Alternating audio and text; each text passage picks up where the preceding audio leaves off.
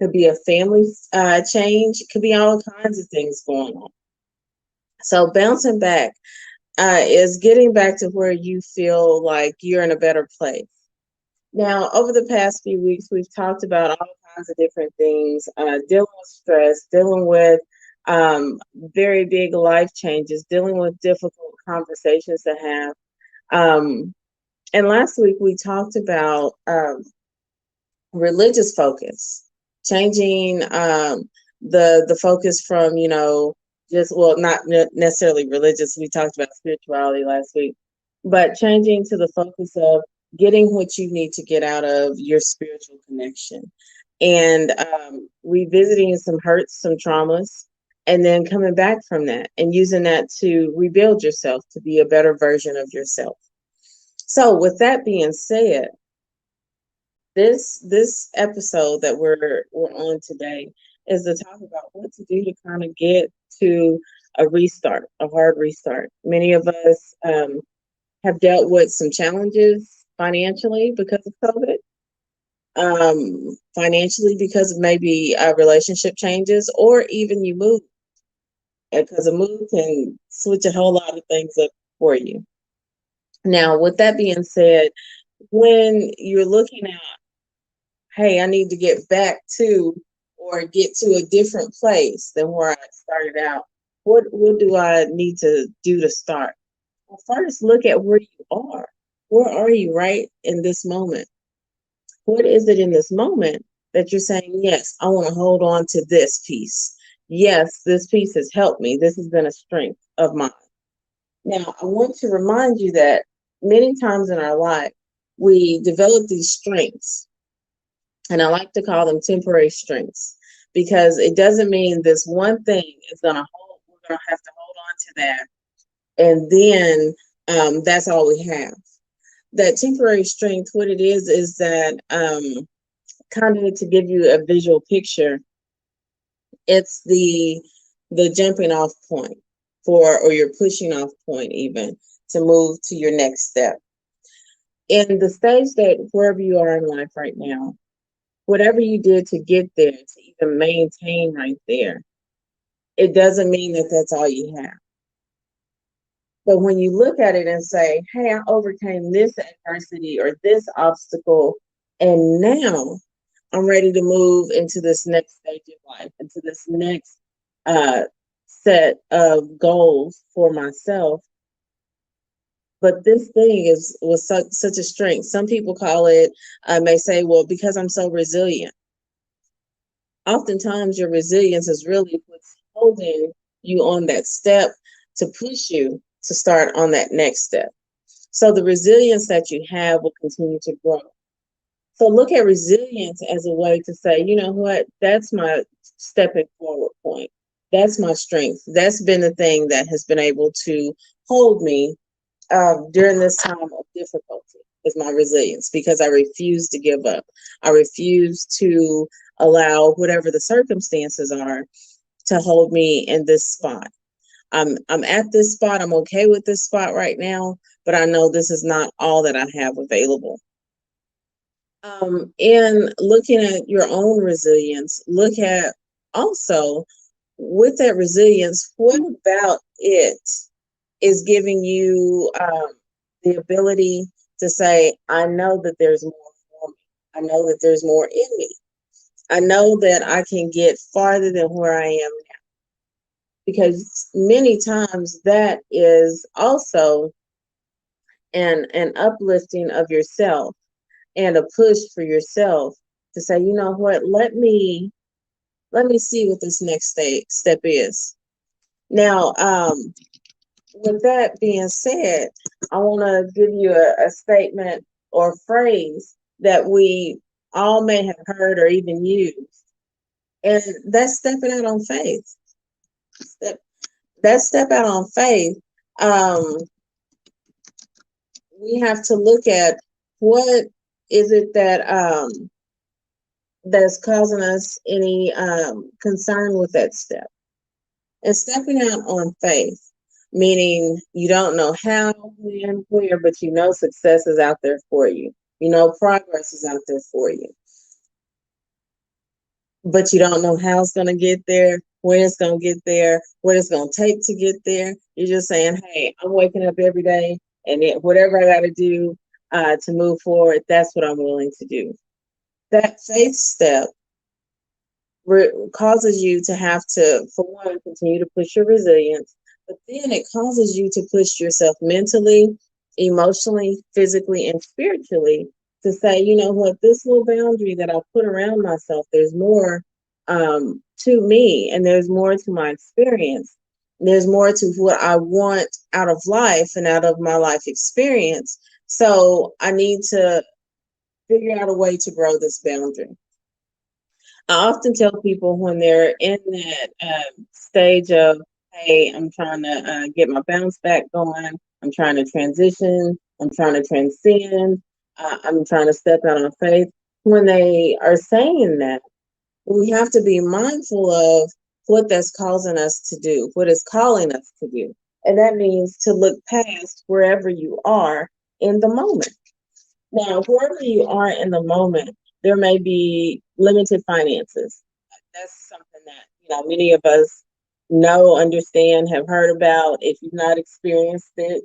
But that can be a major barrier for a lot of us to say, well, dang, I don't have enough money at this point. I'm not, bringing in enough income for me to get to whatever this next step is. Now, first and foremost, logically, let's say you don't have that financial stability at this point. But what would you need to do in order to develop that, in order to create that for yourself? Logically, you would say, well, heck, I need to figure out a way to make more money. Well, yes, figure out a way to make more money. And would that be A, go get another job, like a second job? B, get a whole career change and go into another career that could possibly be more money? Or would it be looking for grants? Sign up for grants, then you don't have to pay it back, because I'm not going to ever encourage anybody to go get a loan. Okay. So if you find that, even if you do some type of crowdfunding for whatever your dream is, that's an option. But give yourself creative options, because creativity is the other, it's kind of like the gasoline for everything else that you have in you. That creativity will help you identify ways to get to those things that may be lacking for you. So as we were talking about financially, let's say that's what it is, that is a barrier for you or a limit right now, and you need a certain amount of money. So you go and find a grant, you write for that grant. The thing is that you will always have to be mindful of and to work against is allowing any doubt, self-doubt, and or fear to come in as you move forward. Okay. So challenging fear at every step, every thought, every interaction with people is going to be so important when you're trying to find out what your when you're trying to realize what your next level is for yourself. Addressing that fear also causes you to have to think about, kind of like how we talked about last week, what in my past has happened that it has been a limit or a hold. What in my past has happened that causes me to even doubt my ability to have a decent bounce back? What in my life has happened that has caused me to think, you know what, I don't even deserve this. I don't, I can't do anything with this. So that is another reason why I wanted to kind of introduce the concept we talked about last week, to get yourself in the mindset of challenging yourself to move forward. Now, logically, when you are using your creativity, which, yes, those two don't go together, but I'm going to explain how they're connected, especially how they go with having your bounce back together. Logically, you have to look at whatever the facts are for you. This is my goal. These are possible obstacles. This is my anticipated outcome. Look at that. So when you look at all those things, you're going to logically put things in order to where you can get to whatever the outcome is that you're wanting. Whether that outcome is to have a complete career change, so therefore you need more education or more training. Whether it's, hey, I want to move from one side of the country to the other side of the country. Whether it's I want to retire early. Whether it's you want to adopt all these children over in whatever country, whatever your ultimate outcome is, you have to do those logical things. You have to put those things in order so that way you can prepare. And when you have that preparation set out, it lets you know or have a checkpoint for what your next step is, what your next mini step is to get to whatever that outcome is, which is the huge step. Now, in putting these things together, that's where the creativity comes in. Logically, yes, you're breaking everything down. Creativity helps you get from mini step to mini step to mini step to the final outcome. That's why it's very necessary for the way you think, the way you feel, your connection with others, your spiritual connection, for it to be in a clear, forward-moving place, okay? And when I say a clear, forward-moving place, that means we as people are always ready for being put on, oh, what do you say? I'm trying to get my thought together on how to put this out there where it's very clear. We can be our own worst enemies, for lack of better words. So with that being said, when we can be our own worst enemies, we have to be forward thinking and clear minded in everything that we do, because we can talk ourselves out of what's for us. So I'm gonna pause right there. Now, during this, I want to tell you guys, make sure you listen this Friday from 5:30 p.m. to 6 p.m. Eastern Time, where they'll be playing Christmas music. There's no specific featured artist, but there will be Christmas music.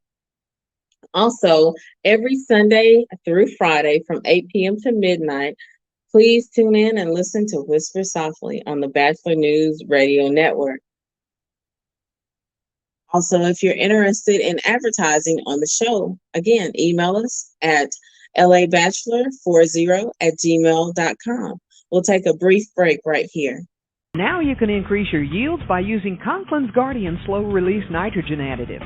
Guardian holds your nitrogen in the root zone where it's needed over a longer period of time. That, in return, can reduce your nitrogen rates. That saves you money. And whether you want it in a dry or liquid formula, Guardian helps in reducing groundwater contamination, too. So save your money and be a good steward all at the same time by using Conklin's Guardian. All right, welcome back. Welcome back. All right, so right before we went to break, I started discussing with you all the need to be clear within self and to be clear in your interactions with others. Now, with that clarity, there is the focus on what does it mean to be clear with self. That means whatever your goal is, you of all people should not talk yourself out of it. Okay. Usually the talk that we give ourselves is based on what others may have poured into us, and therefore we doubt ourselves. Why would you, in all actuality, be a hindrance to yourself? What do you get from that? What's the purpose of that? So when you're speaking against yourself, not only do you give room for self-doubt, but you also give room for fear. And when you give room for fear, that's fertile ground for that little, very tiny, minute seed to come in and grow. We all have dealt with weeds in some way, shape, or form, whether it's growing up and you were pulling weeds out of your grandma's yard or garden, or if you have a home and you're pulling weeds out of your grass that you had fertilized and manicured and all that and everything. You have to be mindful of what you put in, because the last thing you want to do is have this awesome outcome planned, these steps to get to that awesome outcome, but you yourself fill it full of weeds, and it sucks up the nutrients, the fertility of being able to get to them. Now, the other thing is clean your interactions with others. Now, this is something that's very difficult, and this is something that I encourage even my clients to do. Is determine some people need to be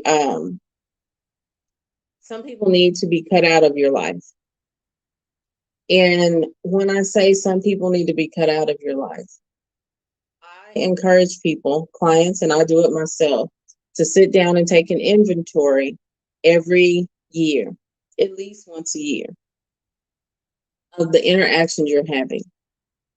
If those interactions fall into a category of difficult, hurtful, they don't bring you any benefit, any positivity, nothing's coming from it, but you're constantly pouring out and giving out and handing over and this, that, and the other, cut it off. Especially if it's been a cycle for you and that person in your interaction for any amount of time. Now, let's say, because we're coming to where people are starting to interact again, and before maybe it was difficult, but now it seems like it's smoothing out. If you're in an interaction like that, where it's kind of like a bumpy road, talk to the person and let them know, I feel like this is a bumpy interaction for me. So these are the boundaries that I need to put in place for me. We talked a few weeks ago about setting boundaries, especially with family, even with friends. But setting those boundaries are so important, because it not only helps you, but it helps you have a clear forward movement in that interaction. And therefore your energy is not clogged up and locked up because you're frustrated because they have gone against the boundary that you didn't even tell them, because you haven't even established it within self. So do that. Have those talks if needed. Now, if it's a person that you've had several years and it's always been kind of a drain to interact with them, why are you holding on to them? Why do you feel like, oh, I've got to keep this interaction going? If you're getting absolutely nothing from it, what's the purpose of holding on to it? Now, some people say, well, that's kind of harsh. Is it harsh that you're saying, I need this time and this energy to be able to get to my goal? That's a positive outcome. Or is it really harsh for you to say, I'm gonna hold on to this person or this interaction and possibly neglect the opportunity I have to get to this goal? Because guess what?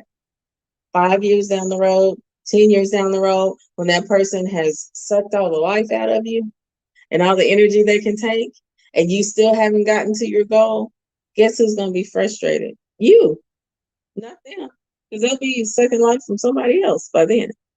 So now with the positive relationships you have, those are the folks you can go to, you can talk to, they can keep you encouraged, they can keep you forward moving. Everything is wonderful.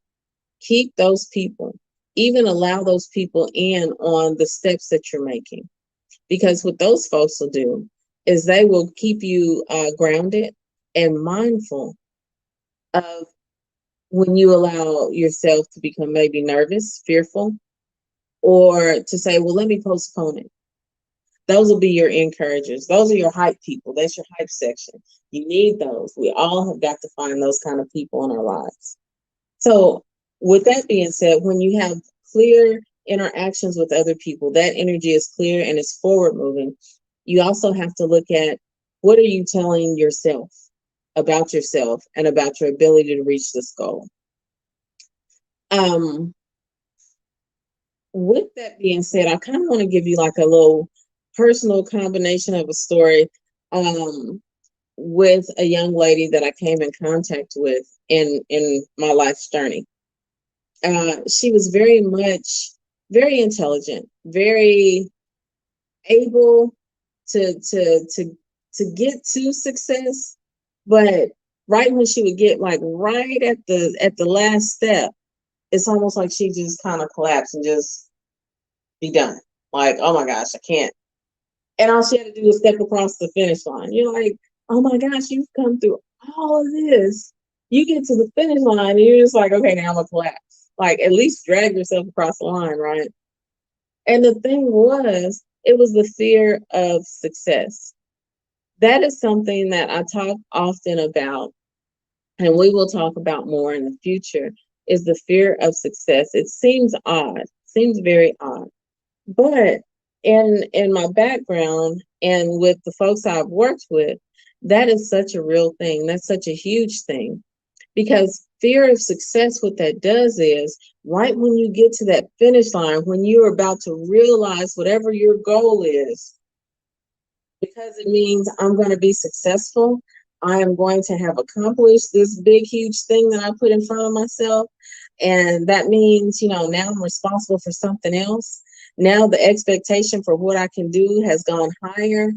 Now there may be more energy required of me, more focus required of me. Now I'm going to stop. Many of us have that. And I'm going to tell you where you can see that in your own self. And this is one of the resolutions that people make every year. And I'll even put myself in there. I've made it several times too. Oh, January 1st, I'm going to go out. I'm going to buy all the vegetables. I'm going to buy all the fruit. I'm going to eat everything healthy. I'm going to take dairy out of my life. I'm going to get rid of gluten. I'm going to eat clean and natural and blah, blah, blah, blah, blah. And as soon as that first bag of groceries you bought runs out, you're like, well, I don't feel like going grocery shopping. Or, yeah, I could go to the grocery store and get stuff to cook, but I think I'm going to go ahead and go through this drive-through. Or I'm going to go ahead and order this one pizza and it'll be okay. Or whatever comes on Grubhub or anything else. I'm going to order that instead of sticking to what I said I was going to do. And the irony of it is, many of us, including myself, I'll raise my hand on this. I'll raise my hand. We fall off right before the success because we mentally, subconsciously, mentally start to think, oh my gosh, I've lost 5 pounds. I've lost 10 pounds. I know I can do it, but what is it going to take for me to maintain it, for me to keep going forward, for me to keep being, this new, healthier version of myself? What is it going to take? Oh my gosh, I'm nervous. This is going to be like a whole different version of me. And now I have to get out of this comfort zone. And we talked about comfort zones, I think about 4 or 5 weeks ago, and getting out of those comfortable places that are actually uncomfortable. We make these resolutions because we're looking for something better, something healthier for ourselves. Maybe certain types of diseases or whatever may run in your family. And so you set that goal to say, I'm getting ready to get there. And we get right to that last step before we cross the finish line. And boom, we let it go. So be mindful in the steps that as you prepare to move forward and whatever your bounce back is. Don't set yourself up mentally. Don't set yourself up relationally or emotionally for a letdown, because the letdown is harder than going over that line of success. We'll continue to talk about the fear of success on many different fronts as the weeks go on, because that is something that hinders a lot of people, is that fear of success. And actually, when you kind of break it down and you sit down and you look at it, like, oh my gosh, I've gone through so many extra stressors because of being fear of what that accomplishment will mean, what that fear of overcoming the obstacles that I see, what that looks like. So I want you to kind of think about that over this next week. What are your fears of success? Okay. With those fears of success, also think about, why am I so fearful? Because if I'm uncomfortable here, why would I be fearful that I'll be able to find comfort and peace, tranquility, in accomplishing this goal?